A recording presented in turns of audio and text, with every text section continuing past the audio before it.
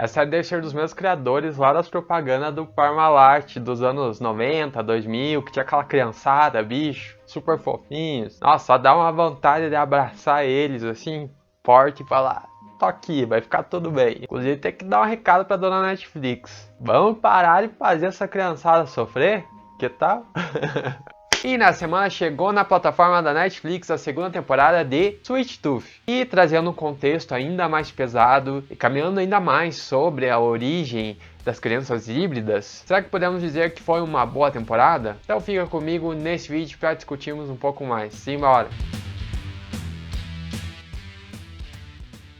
Fala pessoal, como vocês estão? Sou o Júnior Cravador, esse é o meu canal onde vamos falar de séries, filmes e livros. Se não por aqui, aproveita e já se inscreve e ativa o sininho para não perder nenhuma notificação dos conteúdos que saírem daqui pra frente. E se gostar do vídeo, já deixa aquele like, compartilha com os amigos e conhecidos que também gostam da temática. E último aviso, o vídeo vai conter spoilers, então se você ainda não assistiu, siga por conta e risco, beleza? Meu povo, e não é que o Bico Doce e o Grandão estão de volta em uma temporada que eu considero mais pesada que a anterior. Só ali quando a gente vê o menino lagarto, o camaleão, morrendo, só pensa, putz, aí eles estão pegando pesado. Deu muito dozinho, né? Inclusive de toda a criançada, nossa, como sofreram. A gente só fica assim, não, não façam isso.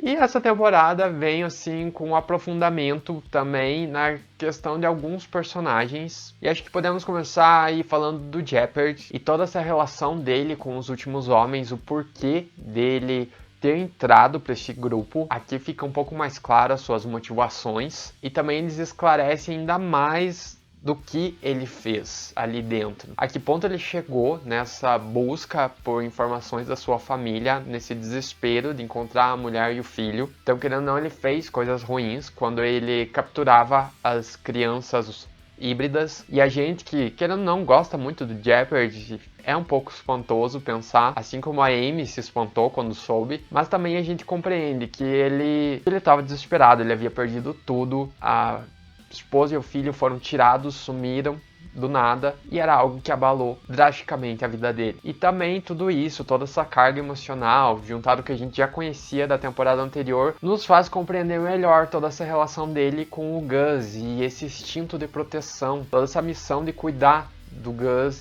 que ele adotou. E falando em Últimos Homens, outros personagens que também teve maior destaque nessa temporada, ele até apareceu no anterior, a gente tinha visto crescendo essa questão de ser o vilão da série, mas lá no primeiro ano eles não tinham abordado tanto, já que a gente soube mais detalhes sobre ele, sobre a sua vida, que é o General, esse vilãozão aí que marcou a série. E foi interessante que, apesar de ele ser alguém horrível, a gente vê que ele tem uma família com essa figura do irmão que foi apresentada aqui. E esse irmão, como ele disse, ele tem uma maior humanidade, algo que o general nunca vai ter. E com ele também vem toda essa questão do passado deles. A gente percebe que ambos tiveram um pai bastante violento que acarretou numa tragédia familiar. Ou seja, o general matou o pai, e foi algo que marcou bastante eles, essa figura e essa personalidade de achar que está protegendo o irmão, e o irmão também sempre se apresentar como alguém que tem que obedecer ao general, se reflete até os dias atuais. Então achei interessante toda essa parte dos dois, dessa relação dos irmãos, e eu gostei desse irmão, fiquei torcendo por ele para que ele conseguisse se livrar das garras do vilão, mas no fim ele levou um tiro. Só que eu fiquei me perguntando, será que ele morreu mesmo?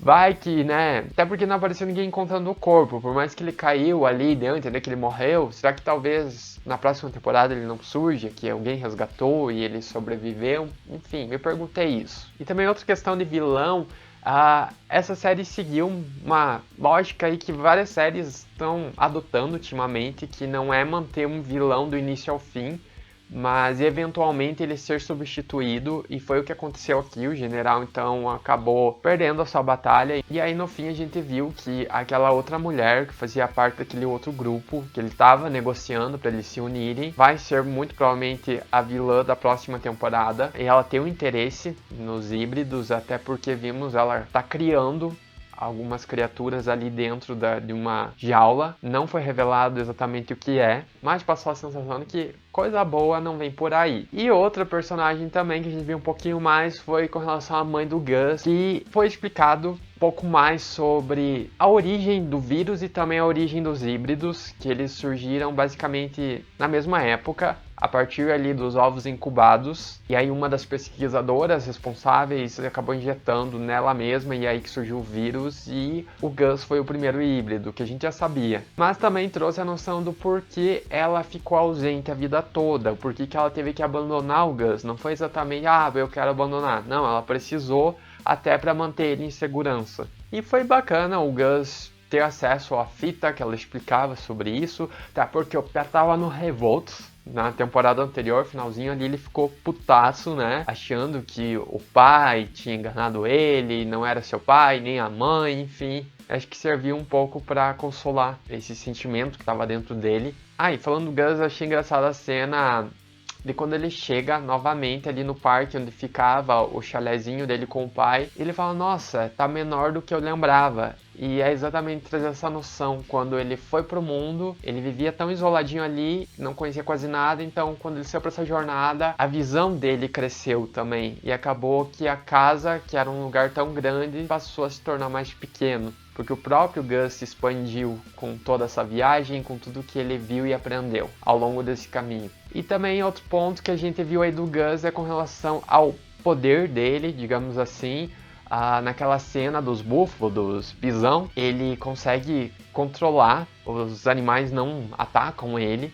Então ele tem esse contato tanto com animais quanto com híbridos. E é algo que a série já tinha dado indícios, só que aqui tá ficando cada vez mais claro. Então o Gus é alguém muito especial no sentido de que ele tem muito mais habilidades do que todos imaginam. Não só com relação à cura, mas também nesse contato, nessa união entre as espécies. E também quero falar aí da relação dele com as crianças. Achei legal agora ele ter um grupinho de amigos. E eles são muito fofinhos, não tem nem o que dizer, né? Tipo assim, todos eles dão uma vontade de abraçar, muito bonitinhos. O elefantinho falando, nossa, achava uma graça. Mas eu me perguntei, assim, uma coisa. Na primeira temporada eles meio que construíram essa ideia de que, os híbridos não falam. Era só o Gus e também a Wendy, que tinha essa capacidade de falar ali, e o Bob. Mas os demais não se comunicavam. Até a Wendy reclamava muito pra mãe dela, que ela não tinha com quem brincar quase no zoológico, que eles eram tímidos e não sei o que. E aí nessa temporada a gente vê que não, eles são bem comunicativos, por mais que de início eles tenham receios, mas todos eles falam muito bem e pareciam ser bem amigos e unidos, como se eles tivessem convivido muito. Então me causou um pouquinho de estranheza com o que eu vi lá da Wendy com a mãe no zoológico da primeira temporada. Parecia que ela era mais solitária, e já aqui não, passou uma ideia um pouquinho diferente. Enfim, só esse ponto. Até porque na comunicação a gente viu a própria Honey falando, eu achava que eles não falavam. E a ideia que todo mundo tem, então talvez eles fizeram isso mesmo na primeira temporada para trazer a ideia pra gente, telespectador, que é a mesma visão dos demais personagens. E aqui a gente vê, assim como eles, que não é bem assim. Talvez foi essa a lógica. E aproveitando, falando das crianças, a questão da Amy ter morrido. Nossa, foi tenso. A hora que o dedo dela começou a tremer ali, putz, a gente sente o baldinho de água fria, um golpe. E deu dó porque ela fez de tudo para salvar essas crianças. E querendo ou não, eles são tão pequenos para perder a mãe, a figura de proteção, e principalmente tivemos um apego da Wendy, mas por sorte, de certa forma, tivemos um momento oportuno para a chegada da Ursa, que é a irmã da Wendy. Até eu tinha esquecido desse detalhe. A hora que ela olhou assim no ônibus para trás e viu a Wendy, eu pensei, nossa, é verdade, elas são irmãs, tinha esquecido desse detalhe. E foi legal, porque não, a Ursa acaba cumprindo com essa sua missão de vida, que era encontrar a irmã e proteger os híbridos. Agora ela está responsável por um grupo maior. E também teve o acerto de contas dela com a tigresa, que elas tinham se desentendido, mas no fundo eram amigas. E também a gente viu ali no núcleo da Ursa um pouquinho do debate sobre eles serem os últimos humanos, e se deparar com essa questão de não terem que se preocupar com estudar, trabalhar. E toda hora eles batem na tecla, esse mundo é dos híbridos agora. E eu acho que o último ponto, vamos sair da Honey, de seu marido, o médico. Foi interessante ver ele mergulhando cada vez mais nesse objetivo de achar a cura, porque querendo ou não estava uma pressão, eles estavam sendo ameaçados. Ela também, além de ter o general em cima, havia a doença da Honey, então uma corrida contra o tempo. Em contrapartida, o que ele estava fazendo era bem errado, e ele sabia disso, e a própria Honey percebeu a gravidade de tudo aquilo, e por isso pulou fora. E ele acabou que foi irritando um pouquinho, eu pelo menos fui me irritando com ele à medida que ele foi ficando obcecado por essa pesquisa. A gente compreende a motivação dele, mas mesmo assim, e querendo ou não, no fim rolou um arrependimento, ele percebeu que perdeu tudo ao focar demais no trabalho, e o pouco tempo que ele tinha com a Honey, ele deixou. Bom pessoal, para finalizar, gostei dessa temporada.